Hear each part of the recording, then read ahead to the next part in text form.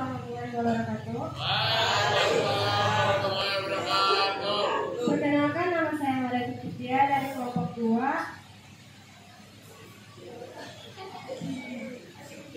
Saya Hendra Asyang dari kelompok 2 akan mempresentasikan tentang perbankan yang akan dibaca oleh Zendra.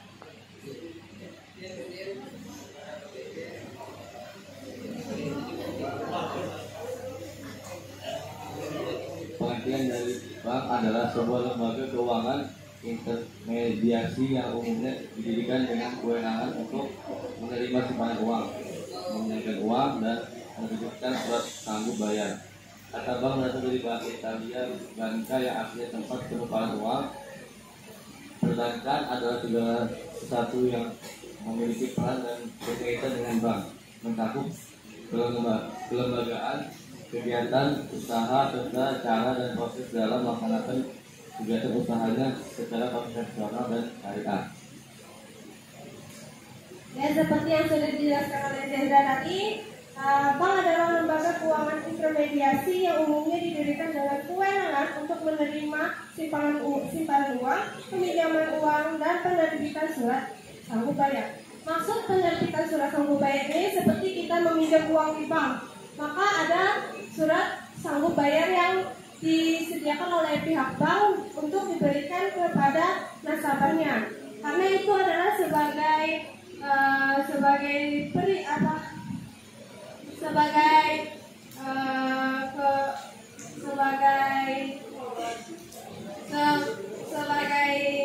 persetujuan perizinan antara keduanya.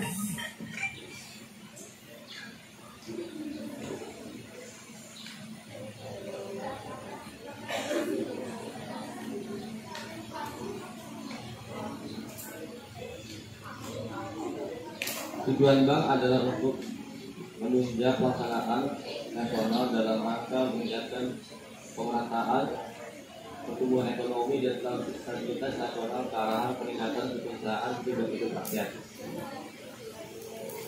Dan tujuan bank adalah untuk menunjang pelaksanaan pembangunan nasional. Jadi di dalam bank itu tidak hanya data, dan juga di dalam bank ada pelaksanaan pembangunannya, terus pertumbuhan ekonominya, dan stabilitas nasionalnya ke arah peningkatan kesejahteraan.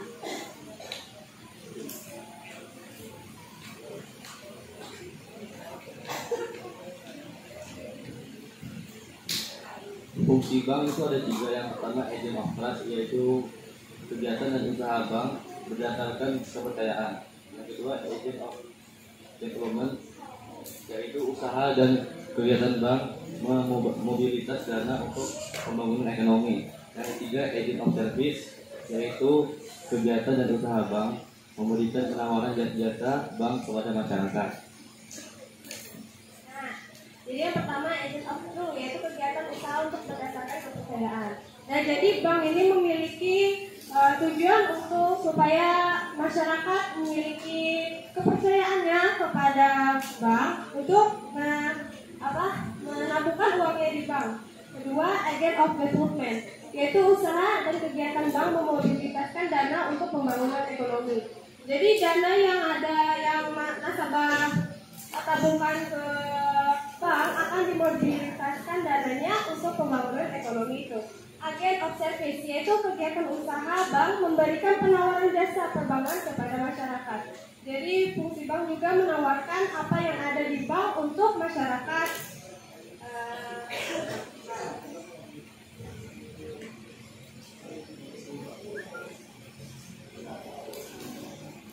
Tugas bank ada 3. Yang pertama untuk menetapkan dan melaksanakan kebijakan moneter. Yang kedua mengatur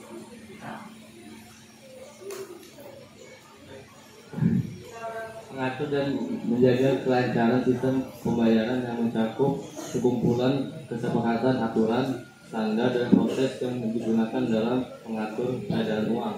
Yang ketiga mengatur dan mengawasi bank.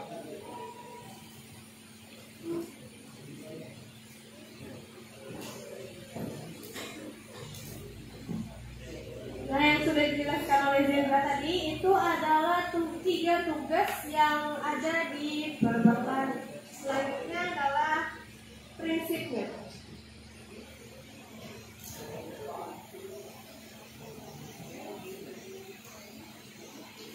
Prinsip bank itu yang pertama ada prinsip kepercayaan, yang kedua ada prinsip kehati-hatian, yang ketiga ada prinsip kerahasiaan, dan yang keempat ada prinsip mengenai nasabah. Ya, prinsip bank yaitu di mana bank bekerja dengan dana masyarakat yang disimpan pada bank atas dasar kepercayaan. Kembali lagi ke yang awal tadi, yang dimana dia memiliki kepercayaan kepada bank bahwa dia percaya apa yang dia simpan di bank akan disimpan dengan baik oleh bank. Yang kedua adalah prinsip kehati-hatian, di mana bank bekerja dengan prosedur yang telah diperhitungkan dan teruji demi melindungi kepentingan masyarakat. Jadi bank itu tidak semena-menanya dalam menjaga tabungan dari nasabah tersebut. Dia harus berhati-hati karena masyarakat telah memberi kepercayaan kepada bank bahwa bank bisa melakukan yang terbaik untuk masyarakat. Yang kedua adalah yang ketiga adalah prinsip kerahasiaan, di mana bank bekerja dengan kewajiban merahasiakan keterangan mengenai nasabah. Dan bank tidak boleh membongkarkan inisial dari yang nasabah tadi kepada publik karena sudah menjadi prinsip dari bank itu sendiri. Yang terakhir adalah prinsip mengenal nasabah, di mana bank bekerja dengan mencermati dan mengetahui identitas nasabah, memantau setiap kegiatan transaksi dan segera melaporkan jika terdapat transaksi mencurigakan. Jadi pihak bank juga harus punya prinsip mengenali nasabahnya, karena jikalau ada orang yang memakai nama si nasabah ini tanpa mengenali orangnya, pihak bank akan percaya bahwa orang inilah yang meminjam uang, padahal orang itu bukan orang yang nasabah tersebut. Selanjutnya adalah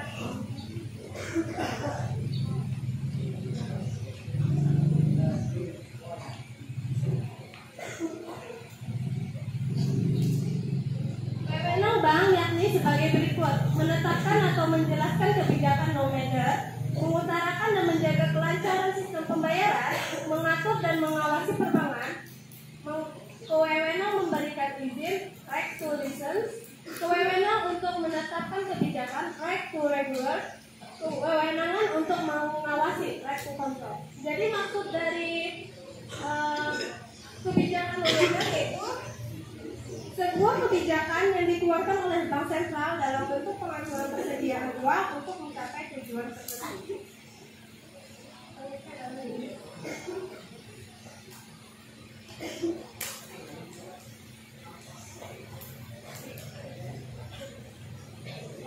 Bank dapat dibedakan menjadi beberapa jenis sebagai berikut: bank berdasarkan fungsinya dan bank berdasarkan kepemilikannya.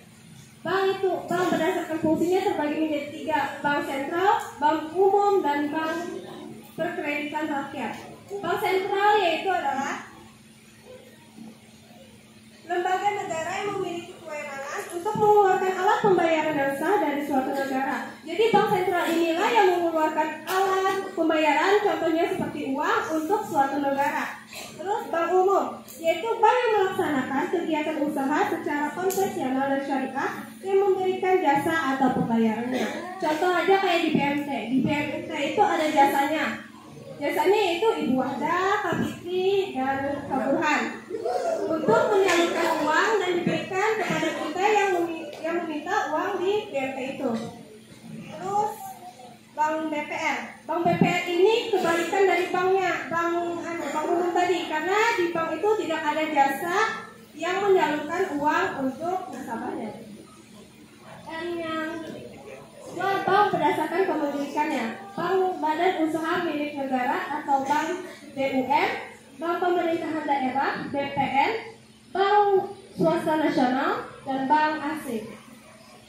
Bank badan usaha pemilikan negara ini kepemilikannya atau besar sahamnya itu dimiliki oleh pemerintah, jadi tidak ada sangkut pautnya dengan masyarakat.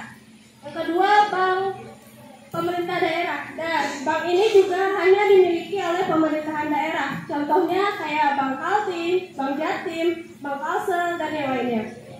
Terus bank satwa nasional, yaitu bank BCA, Bank BRI, Bank BNI, dan Bank Mandiri. Bank asing yaitu bank cabang dari bank luar negeri. Contohnya Citibank, American Express Bank, dan Bangkok Bank. Jadi kalau misalnya ada orang dari luar negeri, mereka kan hanya membawa uang nominal mereka sendiri. Misalnya kayak orang Amerika pergi ke Indonesia. Di Indonesia ada yang namanya American Citibank. Jadi orang Amerika tersebut harus pergi ke bank tersebut untuk menukarkan uang dolarnya tadi menjadi uang rupiah. Selanjutnya, Output Bank memiliki 5 produk, antara lain tabungan, deposito, kredit, online banking, dan giro. Kalian pasti tahu kan apa itu tabungan? Tabungan adalah alat penawaran dari bank yang biasanya ketika kita ingin ke bank pasti ada ditanya mau nabung ya. Nah, dan itu adalah satu penawaran dari bank itu sendiri. Terus deposito ini sama dengan bank, cuman memiliki perbedaan. Kalau di bank kita bisa mengambil uangnya dengan tidak ada waktu tertentu, sedangkan deposito memiliki waktu tertentu. Kredit, mungkin kita mikir bahwa kredit itu produk dari bank, aslinya tidak. Kredit adalah penawaran juga dari bank. Jadi misalnya kita mau kredit rumah, jadi kita harus pergi ke bank untuk meminjam kredit tersebut. Terus online banking, sekarang masanya pandemi, jadi online banking ini belakangan ini berada di wilayah kita. Misalnya kayak di Shopee ada yang namanya Shopee Pay-nya kan. Nah, di Shopee Pay ini uangnya itu bisa kita belanjakan untuk barang dan bisa juga kita tarik uangnya. Dan yang terakhir, giro.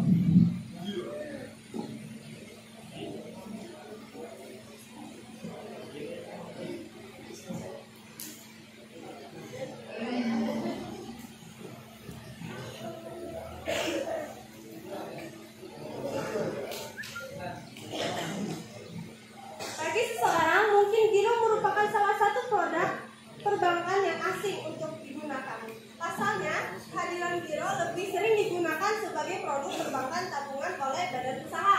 Nah, jadi yang melakukan giro itu cuma hanya bank, badan usaha saja. Tidak ada masyarakat yang punya bank giro karena khusus untuk badan usaha. Kurang lebihnya sampai di sini saja presentasi kami. Kurang lebihnya mohon maaf. Wassalamualaikum warahmatullahi wabarakatuh.